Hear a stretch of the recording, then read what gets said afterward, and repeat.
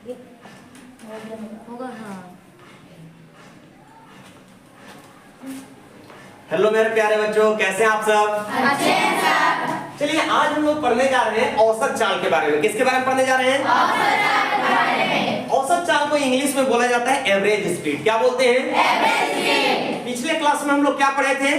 चाल के बारे में। किसके बारे में? चाल के बारे में, स्पीड के बारे में। ठीक है, सबसे पहले अब हम लोग समझते हैं कि औसत चाल होता क्या है। देखो हम लोगों का जो दैनिक जीवन है ना, दैनिक जीवन में हम लोग दो प्रकार के चाल को अनुभव करते हैं। ठीक है, एक जो चाल होता है उसको हम लोग बोलते हैं असमान चाल, और दूसरा जो चाल है उसको बोलते हैं एक समान चाल या गति। ठीक है, जैसे देखोगे कि कोई व्यक्ति है, जैसे उसको मान लो, जैसे तुम लोग चलते हो मॉर्निंग में स्कूल आने के लिए, तो घर से निकलते हो तो क्या होता है, साइकिल से आते हो तो एक समान चाल से नहीं आते हो। कभी साइकिल स्पीड चला लिए, फिर थोड़ा सा चढ़ान आ गया तो धीरे धीरे चलाए, फिर ढलान आया तो थोड़ा स्पीड बढ़ा देते हो। अरे बात समझ में?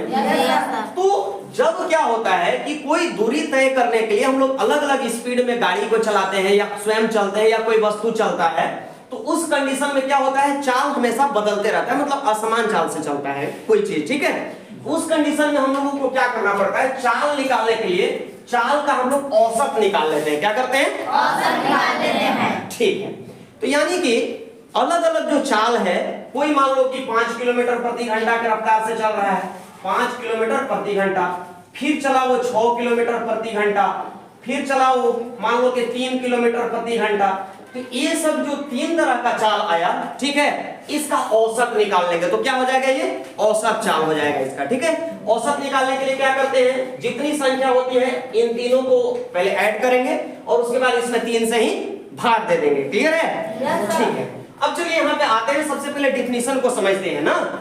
डिफिनीशन देखिए क्या कहता है कि किसी वस्तु की औसत चाल उसके द्वारा तय की गई कुल दूरी, उसके द्वारा तय की गई कुल दूरी तथा दूरी तय करने में लगे कुल समय का अनुपात होता है। ठीक है, अब जैसे देखिए यहाँ पे एक राम नाम का लड़का है। कौन है? राम नाम का लड़का। ये राम नाम का जो लड़का है, ये कोई ए नाम के शहर से चलना शुरू किया, बी स्थान पर पहुंचा, फिर बी से सी पर गया और फिर सी से डी पर गया। अब इन सब के बीच की दूरी 5-5 किलोमीटर की है। कितने किलोमीटर की है? 5-5 किलोमीटर की। Very good. अब देखो ए से बी जाने में उसको लगा कितना? 5 मिनट। फिर बी से सी जाने में लगा 7 मिनट। फिर सी से डी जाने में लगा 6 मिनट। अब इसका जब हमको औसत चाल निकालना होगा, क्या निकालना होगा? औसत चाल निकालना होगा तो क्या करेंगे, टोटल कुल दूरी, मतलब यहाँ पे देखो 3 दूरियां हैं, मतलब 5 kilometre plus 5 kilometre plus 5 kilometre, इन तीनों को क्या करेंगे, जोड़ देंगे। ठीक है, यस सर। और यहाँ पहुंचने में लगे कुल समय, कुल समय कितना है भाई, 5 minute plus 7 minute plus 6 minute, इसको जोड़ देंगे, यानी कि 15 किलोमीटर को हम लोग भाग करेंगे किससे, 7 और 6 13, 13 और 5 18 मिनट से। ठीक है, जब कोई चीज किलोमीटर में होता है, जब कोई चीज किलोमीटर में होता है तो ये जो मिनट में है इसको हम लोग घंटा में बदल देते हैं। ये मैं पिछले क्लास में ही आप लोगों को बताया हूँ। ठीक है, तो इसको अभी छोड़ देते हैं, इस बात को आप लोग समझ गए होंगे यहाँ पे कि कुल दूरी बटे में कुल समय। क्लियर है? चलिए आगे देखिए, अब समझते हैं गति के बारे में। देखो जो गति होता है, मोशन होता है, 2 प्रकार का होता है। एक को हम लोग बोलते हैं असमान गति। असमान गति अभी आप लोगों को समझा है कि क्या होता है, यदि कोई वस्तु एक सरल रेखा पर, सरल रेखा मतलब जैसे कोई रास्ता है सीधी रेखा पर चल रहा है, ठीक है ना, एक सरल रेखा पर गति करती है और वस्तु की चाल परिवर्तित होती रहती है। मतलब वैसे ही समझा है कि चढ़ान है तो थोड़ा धीमा, फिर ढलान है तो थोड़ा तेज, फिर थोड़ा धीमा, फिर तेज। तो इस तरह से जब असमान चाल से कोई गति करता है तो उसको हम लोग क्या कहते हैं, असमान गति कहते हैं। क्या कहते हैं? असमान गति कहते हैं। समझ में आ रहा है बात? Yes sir. ठीक है, अब एक समान गति क्या होता है समझो।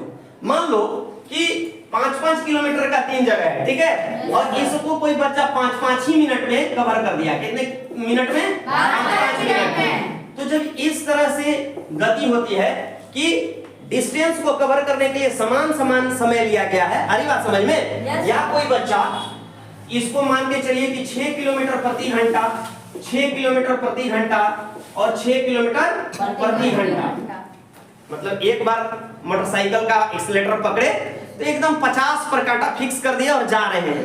तो इस तरह की जो गति होती है उसको क्या बोलते हैं हम लोग? एक समान गति बोलते हैं।